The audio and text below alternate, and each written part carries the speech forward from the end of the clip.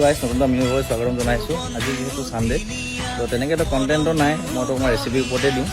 তো আজি আৰু ছানডে বুলি আৰু তাকে কি হয় ৰেডি কৰি আছে আমাৰ অজিত চুকুৱাইদেউ।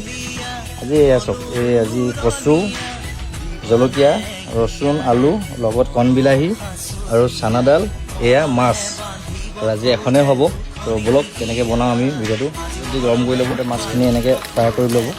নেক্সট মাছটো অলপ মানে আধা ফ্ৰাই কৰিলেই হ'ল, বেছি ফ্ৰাই কৰিব নালাগে। তো এনেকৈ মেৰিনেট কৰি ল'ব অলপ, ফ্ৰাই কৰাৰ পিছত নেক্সট আলুটো এনেকৈ দি দিব ধুনীয়াকৈ ফ্ৰাই হ'ব। ভাজিব লাগিব তাৰপিছত কণবিলাহী ইমান ধুনীয়া ন কণ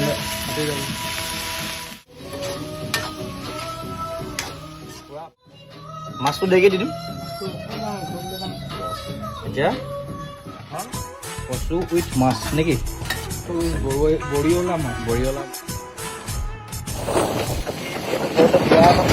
আজি গৰমৰ বতৰ, তো গতিকে ঘৰত মাছ খাব পাৰিম।